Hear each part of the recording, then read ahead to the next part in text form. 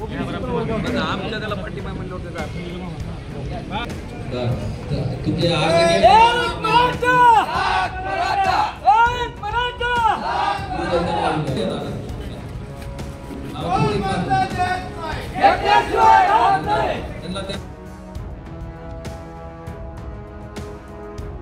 ज्यावेळेस सुप्रीम कोर्टात पहिल्यांदा मराठा आरक्षणाचं जी एसीपीसी मधून आपल्याला दिलं गेलं होतं त्या आरक्षणाची रद्द करायची याचिका आली होती, त्यावेळेस हे आंदोलन होण्याच्या पूर्वी मी बोललेलो कुठं आहे, लोकसभेत रेकॉर्डवर आहे. त्यावेळेस कुठलंच आंदोलन नव्हतं, संघर्ष नव्हता, काहीच नव्हतं.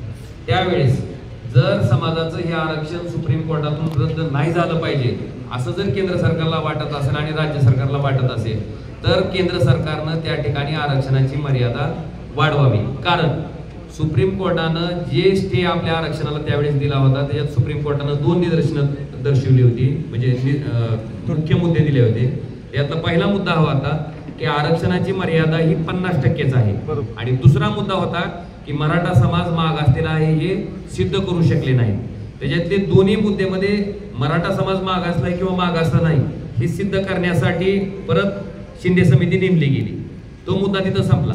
दुसरा, आता आरक्षणाची मर्यादा 50च्या पुढे वाढवावी ही, ऐका ना, ही मागणी ज्यावेळेस सुप्रीम कोर्टात पहिल्यांदा दिलेलं मराठा आरक्षण रद्द झालं होतं त्यावेळेस मी माझी भूमिका त्या ठिकाणी मांडली होती आणि ती काही झाकून लपून राहिलेली भूमिका नव्हती, त्या दिवशी मांडलेली होती. त्याच्यानंतर मुख्यमंत्री महोदयांनी जे वचन जरांगे दादाला दिलं त्या वचनाची पूर्तता करावी ह्या भूमिकेशी आम्ही बरोबर जाईल तुमच्या. मग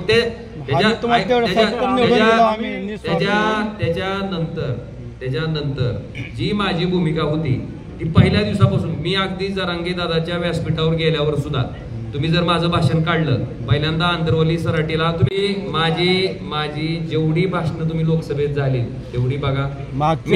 मी जेवढं जरांगे दादाची तिथं बोललोय ती रेकॉर्डिंग काढा.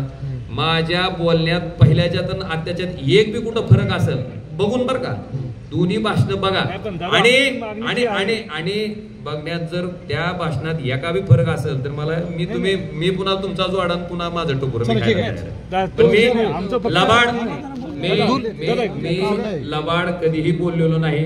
मी समाजाच्या आरक्षण मिळावं, ऐका, एवढंच ऐकायचं दादा तुमच्या तोंडून की ओबीसी मी आता तुम्हाला काय म्हणलं, आता जरांगे दादा मुंबईला गेल्याच्या नंतर माननीय मुख्यमंत्र्यांनी जे वचन त्यांना दिलं ते वचन कसलं होतं, त्यांनी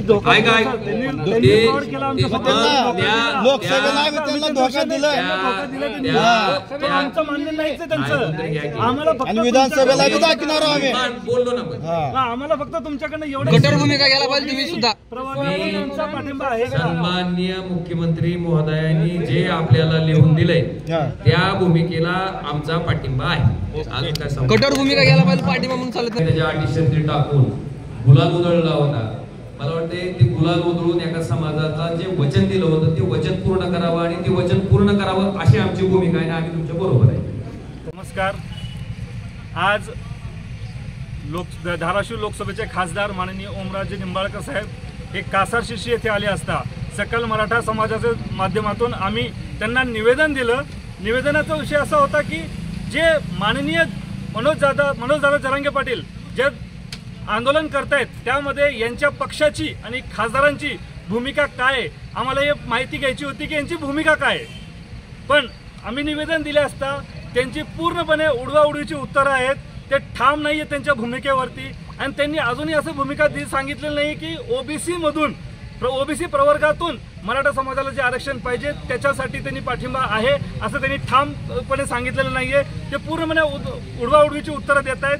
त्यामुळं मराठा समाजाच्या माध्यमातून आम्हाला एवढंच सांगणं आहे की जोपर्यंत 29 तारखेपर्यंत यांच्या पक्षांनी यांच्या पक्षश्रेष्ठींनी आपली भूमिका ठामपणे मांडावी की हे मराठा समाजाच्या पाठीमागं आहेत की नाही. एवढंच बोलतो. ओबीसी प्रवर्गातून 50%च्या आंदोलनाचं 50%च्या वरती आरक्षणाची आम्हाला काही आवश्यकता नाहीये. आमची मागणी फक्त आणि फक्त मराठा समाजाला ओबीसी प्रवर्गातूनच आरक्षण पाहिजे एवढी आमची मागणी आहे. त्याला यांनी ठाम पाठिंबा द्यावा. 29 तारखेपर्यंत यांना वेळ दिलेला आहे. यांनी 29 तारखेच्या नंतरचा विषय घेतला तर आम्ही फक्त एवढं सांगितलंय की 35,000ची लीड यांना मराठा समाजामुळे मिळाली होती. याच्या दुपटीनं यांचा उमेदवार पाडला जाईल जर हे आमच्या मराठा समाजाच्या विरोधात राहतील तर. एवढंच बोलतो, थांबतो. एबीपी माझा, उघडा डोळे बघा नीट.